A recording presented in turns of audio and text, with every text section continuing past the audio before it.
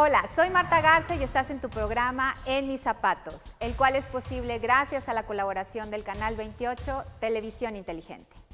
Hoy vamos a hablar de un tema sumamente importante, la trascendencia de cómo el Estado debe de implementar mecanismos de acción para darles a las personas privadas de su libertad la dignidad humana que deben de tener aún y cuando estén dentro de un centro de detención o en alguna cárcel como normalmente lo conocemos, pero sin embargo vamos a ver que realmente los centros penitenciarios tienen que ver mucho con la reinserción social, que ese es el objetivo primario para poder lograr el restablecimiento de la paz social.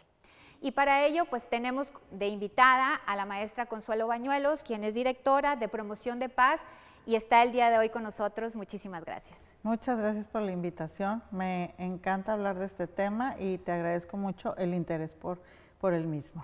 Pues la verdad es que te agradecemos mucho. Bueno, Consuelo, tenemos mucho tiempo de conocernos. Yo conozco tu trayectoria y eres realmente una persona comprometida, preocupada y cada día accionando mecanismos para poder que las personas privadas de la libertad realmente tengan esta segunda oportunidad, se trabaje dentro de los centros penitenciarios con el objeto de poder darles y brindarles la dignidad humana que tienen, ¿verdad?, aún y que estén privadas de la libertad. Platícame un poco de cómo es este objetivo y cómo se puede implementar y llevar a cabo.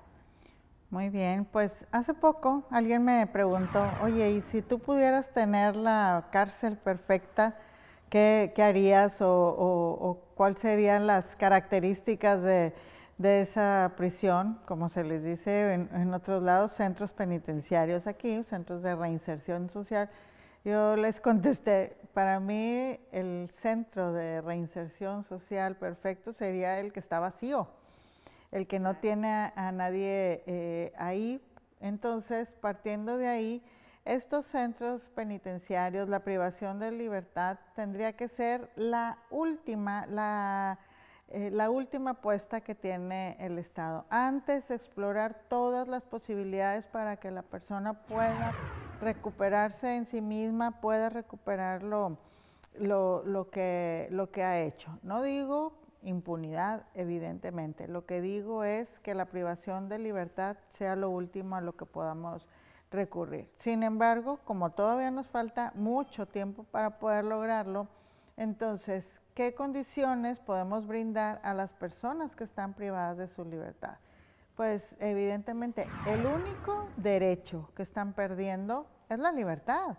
Por tanto, todo lo demás son garantes, o sea, tienen que tener esos derechos. No tendrían por qué perder sus derechos ciudadanos y mucho menos las situaciones que viven ahí, el derecho a la alimentación, el derecho a la educación, el derecho a la salud, el derecho a una vida digna. Entonces, pues yo, aunque termine y en el intento en los últimos días de mi vida, que espero que todavía falten mucho, esperemos que sí, muchos, estaré pues trabajando por la dignidad de las personas que viven ahí. Si una persona puede tener una vida más digna mientras está privado de su libertad, para mí pues está valiendo la pena. Has mencionado algo sumamente importante.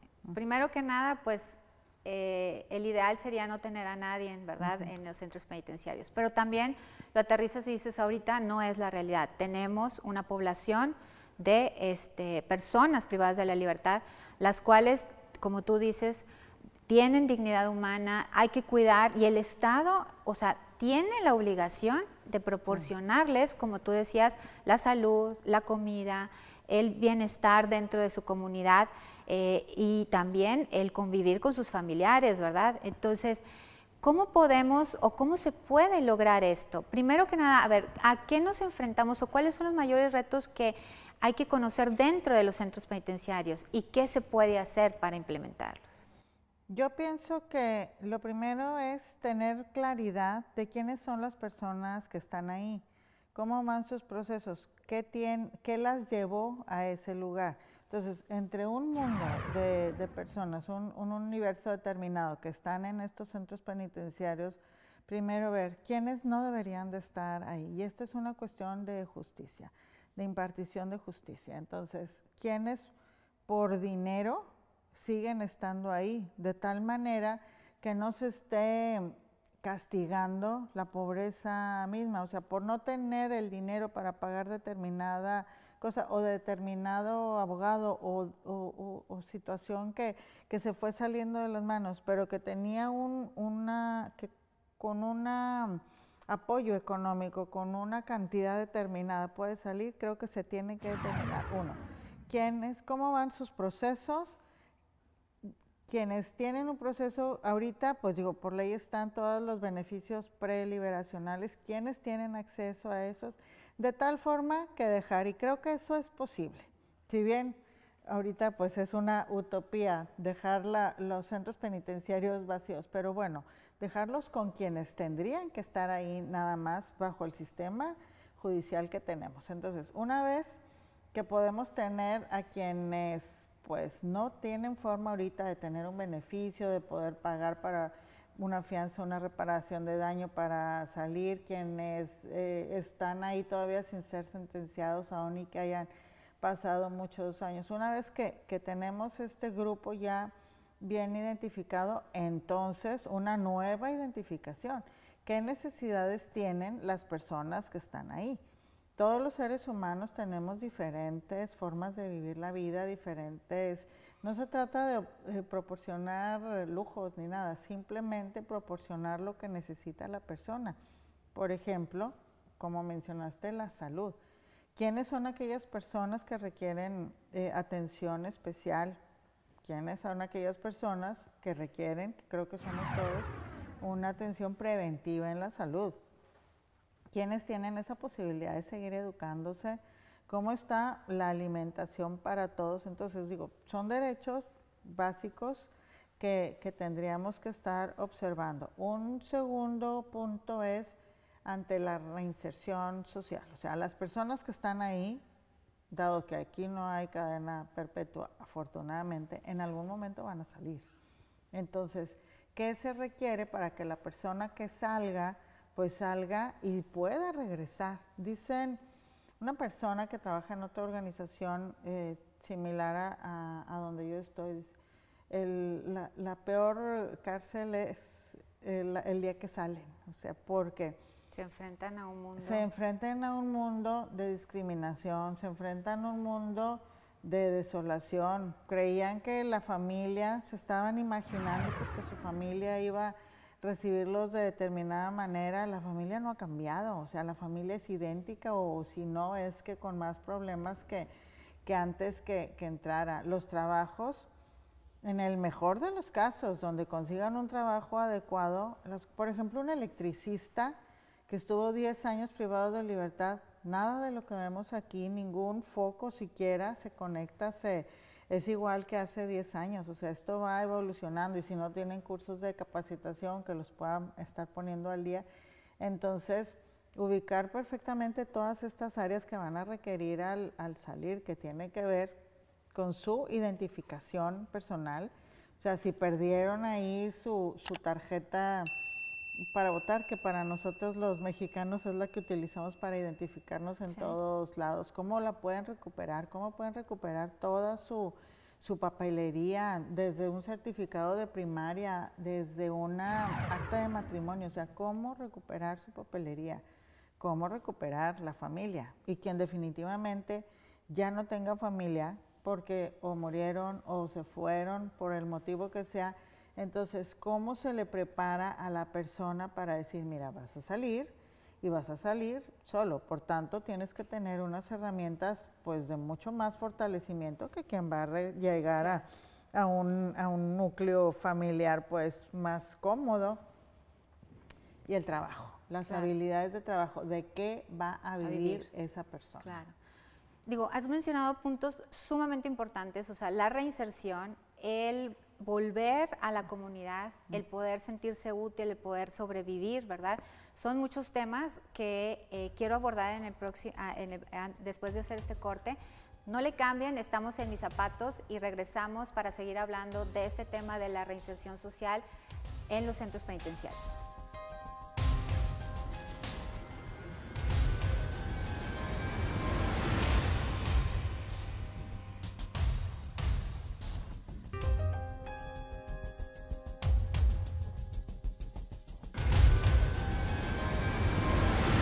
Ya estamos de regreso en tu programa, en Mis Zapatos, y estamos hablando con la maestra Consuelo Bañuelos sobre el tema de la reinserción social. Nos quedamos antes del corte platicando sobre esta importancia. O sea, es todo un reto el apoyarlos para que cuando ellos lleguen a salir o ellas lleguen a salir en libertad, tengan todas esas herramientas. Pero ¿cómo podemos dentro de los centros penitenciarios ayudar a darles todas esas herramientas y ese acompañamiento? Me queda muy claro que no nada más es hasta que salgan, sino que también tiene que ser posterior, ¿verdad? Sí. Por todo lo que acabas de comentar. Pero sin embargo, adentro, ¿cómo podría cambiarse para que realmente sea un centro de reinserción social? Sí, pues, digo, el Estado es el responsable, ¿verdad?, de quienes están privados de su libertad. En un país como el nuestro, no quiero hablar de un gobierno en específico porque creo que es a todos los niveles, en todos los estados, en todos lados, se requiere de una participación muy, muy activa de los diferentes actores sociales, las empresas, las organizaciones de la sociedad civil, las asociaciones religiosas, la academia misma, o sea, hay muchos grupos que entre todos tenemos que darle acompañamiento y fuerza al Estado en todos los temas. Entonces, este es un tema evidentemente peculiar. Desde fuera del gobierno, asociaciones civiles, asociaciones religiosas, universidades, ¿qué nos toca hacer? Creo que hay dos puntos importantes. Uno, tenemos una responsabilidad de comunicar que quienes están privados de su libertad son seres humanos.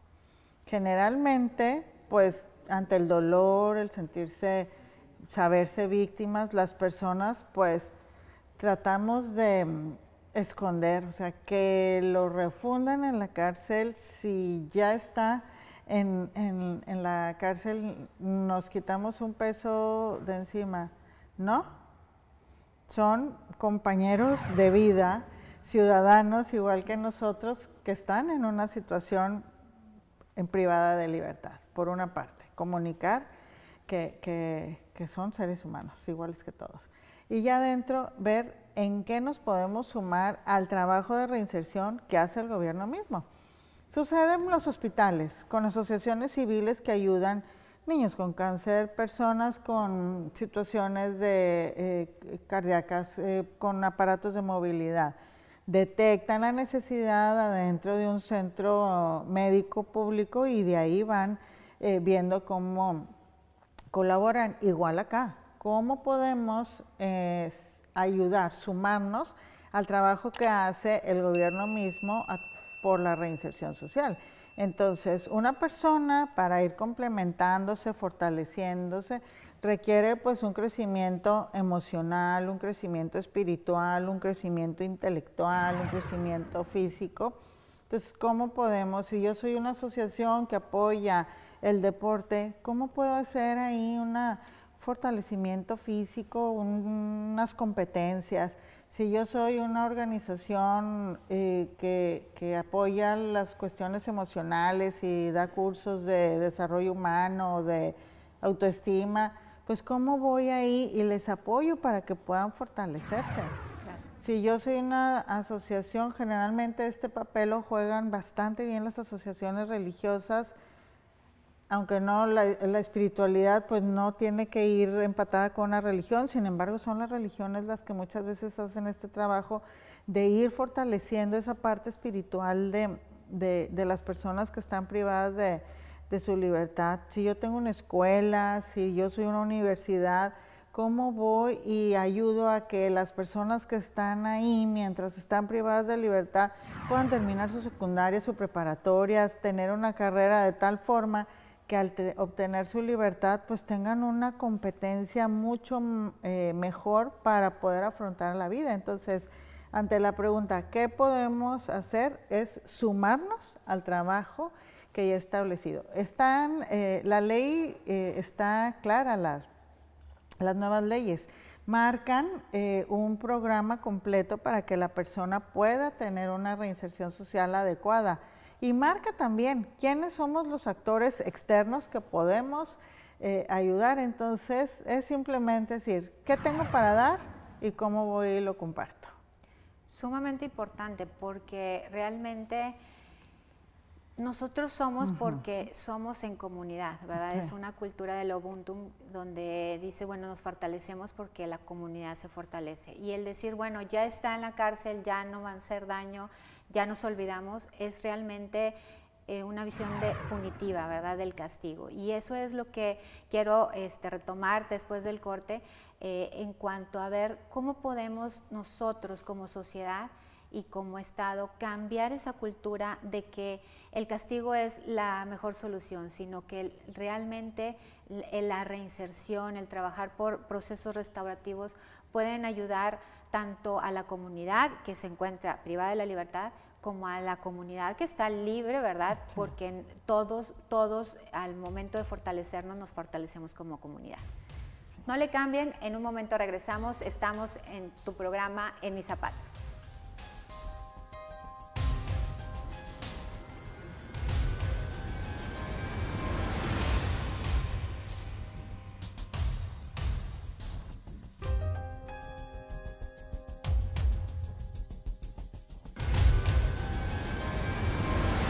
Ya estamos de regreso en tu programa En Mis Zapatos y estamos hablando de la importancia de la reinserción social dentro de los centros penitenciarios, cómo trabajar en los centros penitenciarios y cómo como sociedad nos podemos sumar también a esto.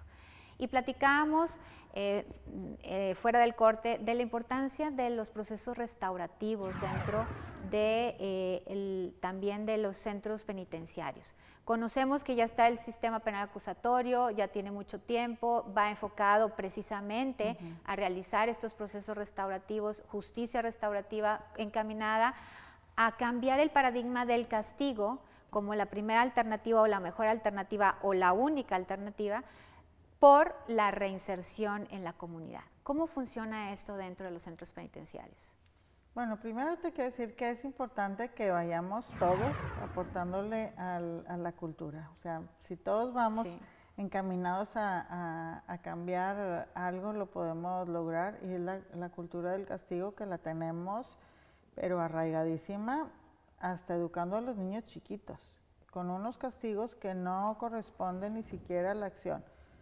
No comes sopa de verduras, no vas a ver televisión. No, le dijiste una grosería a tu hermanito, te vas a quedar sin jugar 2 días.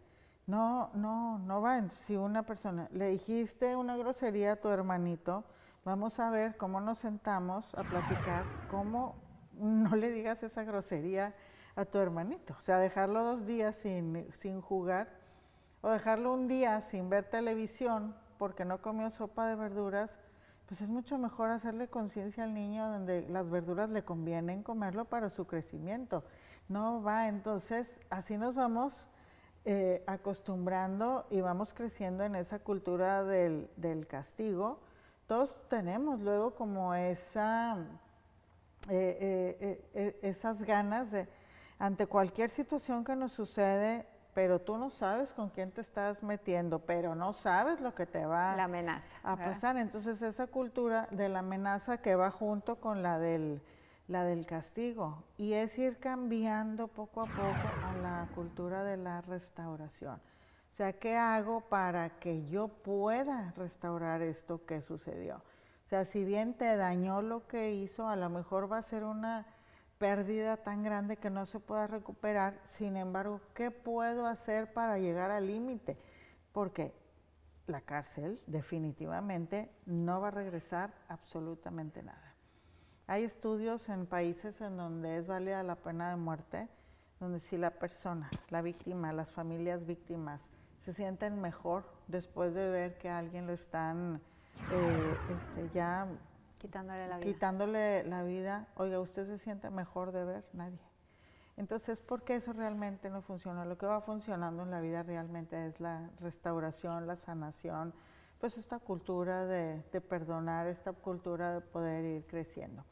Entonces, ante esto, ¿qué se puede hacer al interior?